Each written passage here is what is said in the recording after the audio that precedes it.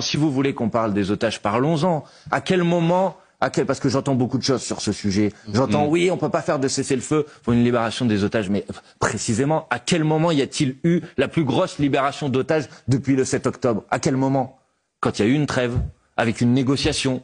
Et il y a eu plus de 100 otages qui ont été libérés à ce moment-là. Et précisément, si vous voulez obtenir la libération des otages et la fin de la souffrance de la population palestinienne à Gaza, la seule solution, c'est le cessez-le-feu et un accord. Et d'ailleurs, il n'y a pas que moi, Manuel Bompard, qui le demande. Il y a des manifestations monstres, y compris en Israël, qui disent à M. Netanyahou, arrêtez, il faut un accord, il faut une négociation. Donc c'est ça le seul chemin possible.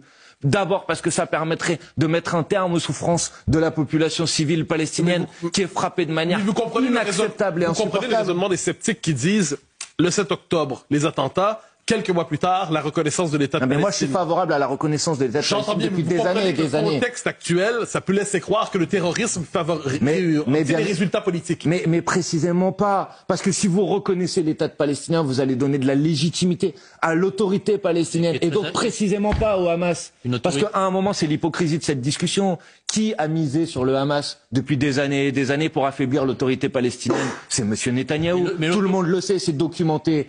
Qui disait pour Israël, l'autorité palestinienne est un fléau et le Hamas est une chance? C'est M. Smotrich qui gouverne, qui participe aujourd'hui du gouvernement de M. Netanyahou. Mais aujourd'hui, elle est extrêmement affaiblie. Et donc il faut lui donner de la force. Corrompue, donc même les Palestiniens n'en veulent plus. Donc et qu'est-ce qu'il faut faire? Il faut obtenir un cessez-le-feu. Premièrement, première chose. Et d'ailleurs, c'est pas seulement moi qui le demande. Oui, mais il faut éradiquer le Hamas. Mais vous n'éradiquerez pas le Hamas. Il faut isoler. On n'éradiquera pas le Hamas. Mais bien évidemment que non, que vous n'éradiquerez pas le Hamas. C'est un vœu pieux de Benjamin Netanyahu. Les chefs du Hamas sont réfugiés en Syrie, au Liban, au Qatar. Vous allez bombarder le Qatar. Qu'est-ce que c'est que cette histoire? Tout le monde sait que vous n'éradiquerez pas le Hamas. Il faut isoler politiquement le Hamas. Et pour isoler politiquement le Hamas, il faut faire la paix. Vous voulez ressusciter une autorité palestinienne qui n'a plus... Mais qu'est-ce que vous voulez faire, vous? Vous voulez faire disparaître la population palestinienne. Donc, bien évidemment qu'il faut... Et faire en sorte qu'il y ait un processus politique qui leur permette... La reconnaissance est faite pour favoriser l'autorité palestinienne contre le Hamas, favoriser le transfert d'autorité. Elle est surtout faite, la reconnaissance de l'État de Palestine, elle est surtout faite pour augmenter le rapport de force vis-à-vis du gouvernement israélien. Je suis pas favorable qu'à ça. Je suis favorable à un embargo sur les armes. Je suis favorable à des sanctions économiques pour le gouvernement israélien.